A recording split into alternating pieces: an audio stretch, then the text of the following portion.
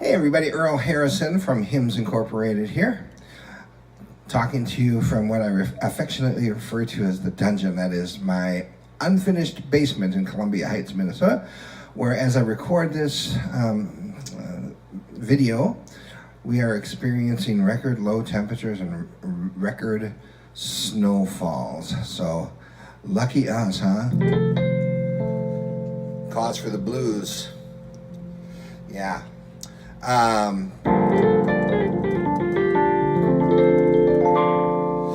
So today we're going to talk about how to use your Polaris as kind of a performance partner. I occasionally do live performances. I did one before the holidays and was asked to return to the venue. Yay! And the second time I decided I was going to invite a bass player along to join me. And of course I wanted some percussion with that as well. So instead of recording a bunch of drum loops or employing the services of a drum machine, I decided to mic up some live acoustic drums and just kind of pre-record the parts myself, and I used the Polaris to do that.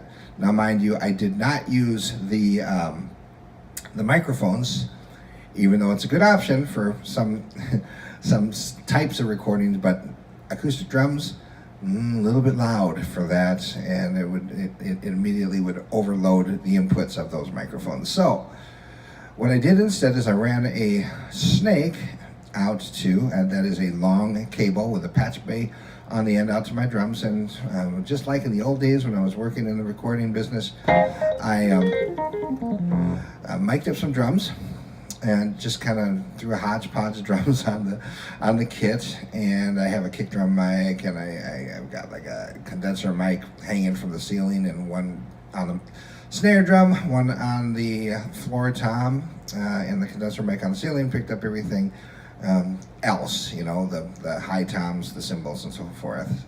Ran that all into an old analog mixer that I have laying around called a Tascam 1604, and ran a line level in to the Polaris. And I was really actually quite happy with my results. So let me just go ahead and give you kind of a snapshot of what we're working here for instrumentation, and just, you know, kind of the formula that I've used for a small gig. As I look around the room here, you see those are the drums I had alluded to before. I've got speakers on stands, and we're looking at, and they all slide into this little Behringer mixing console. It's really just a 4-channel mixer, but I am actually running out of the Polaris into some RCA inputs, which are controlled by channel 4, the volume and the EQ and so forth. It's pretty sophisticated little setup. It's got onboard effects.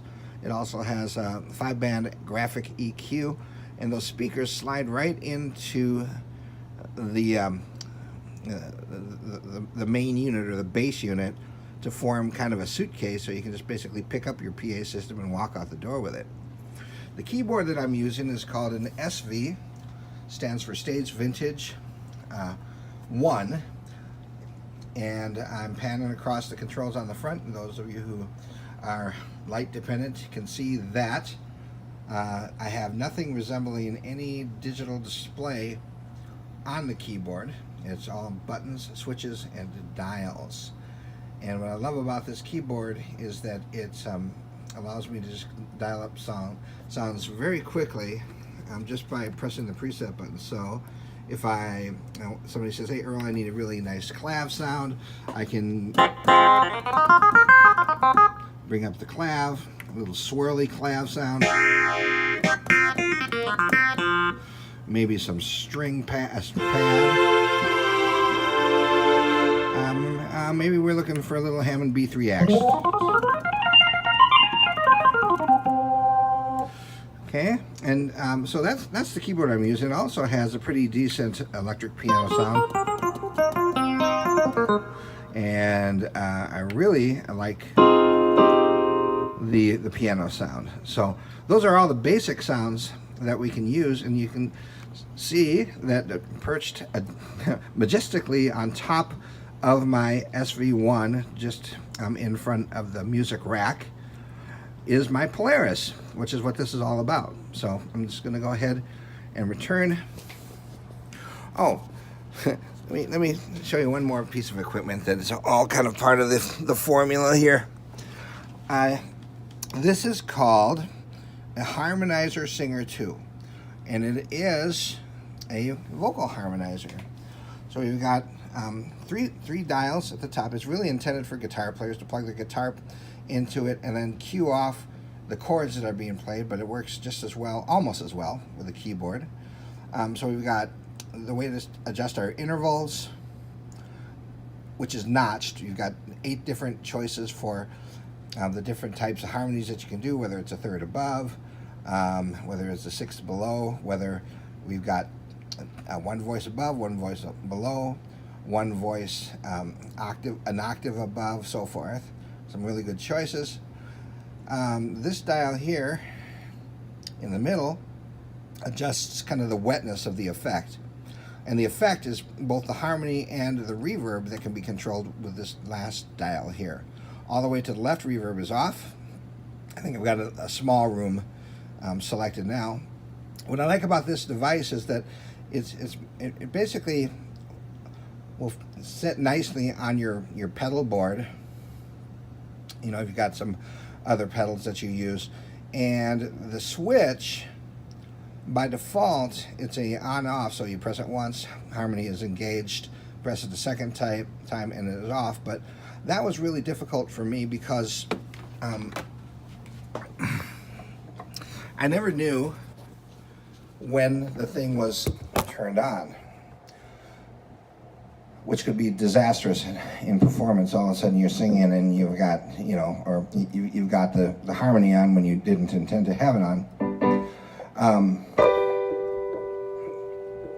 So I discovered quite by accident a mode that I later on read in the manual was referred to as momentary mode, which meant that as long as the foot pedal was depressed, then the harmony, let's see here. Lover, lover, lover, you don't treat me no good no more. Oh, oh, lover, lover, lover, you don't treat me no good no more. So as long as the pedal is depressed, I'm so depressed,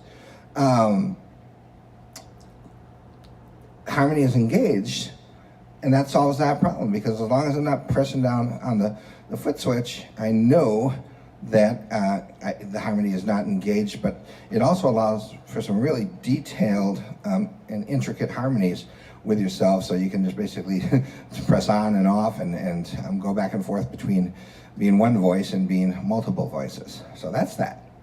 So let's get to the Polaris. That's what, again, this is all about. I'm going to go ahead and go to my main menu. File Manager, F.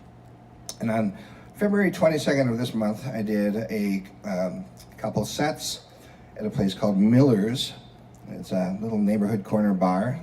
It is a wonderful venue, and you will not find a better burger anywhere, or chicken tenders for that matter. Word processor, W. And I want to go to Notepad. Top of document. And of course, when I am working, you know, in a musical capacity, and I'm using my Polaris. Obviously, it's running through the PA system right now. I've got speech turned on, but of course, backspace F2 allows me to voice off, turn speech off, and now I'm able to call up my list, my set list. Okay, I'm gonna go ahead and turn speech back on so you guys can hear. voice off. File name, edit combo box. Okay, I'm gonna shift tab. 2019 ACBMN.docs 114 list documents folder 620 list item. And I'm looking for a folder called edited drums. Email folder 820 edited drums folder 920 There list. it is. Miller's February 22nd set list .txt11 list item. And there's my set list. Loading. Miller's February 22nd set list .txt open. So I've got one thing opened, and now I'm going to open up another thing. I'm going to open up File my Manager, F. media player. So I'm going to go to media player, my main menu, Media player. M. and start the media player.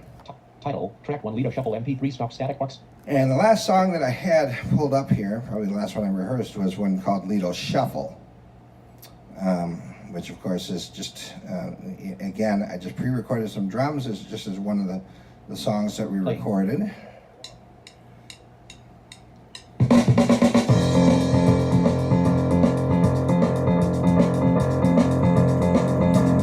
He don't miss them both that day. He left the shack, but that ain't all he missed. He ain't coming back. Okay, so Stop.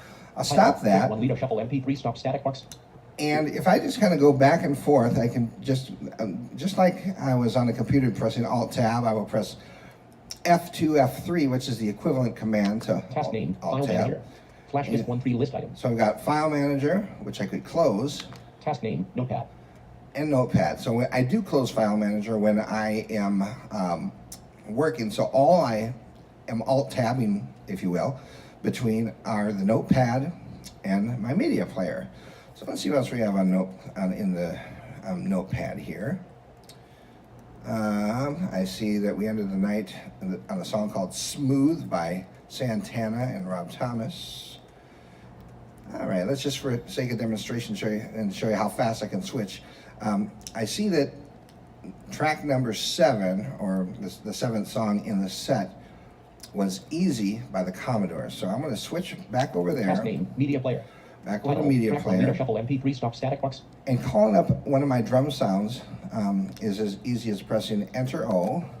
Open file dialog. Lido Shuffle MP3 715 list item. Press E for Easy. Easy 1 MP3 315. 1 files added to playlist. And let's see Title. here. Track 1 Easy 1 MP3 Play Static Box.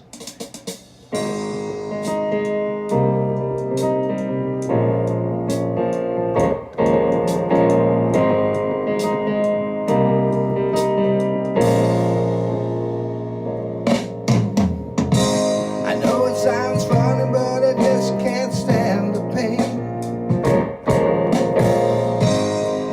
Girl, I'm leaving here tomorrow. Oh, my light just fell. That's pretty bad. You guys probably know this stuff. Those of you can see it changed in the light. The light that was hanging, it was actually clamped onto my music rack, just fell off. I just couldn't stand it anymore, and neither can I. But as it happens, this concludes with the Crashing Lights show, our demonstration of how to use the Polaris in a performance situation. Hey, any questions? Give us a call. We're at 512-837-2000, and of course you can always find us on the web at hymns-inc.com. Thanks for looking and listening, and I will talk to you later. Bye-bye.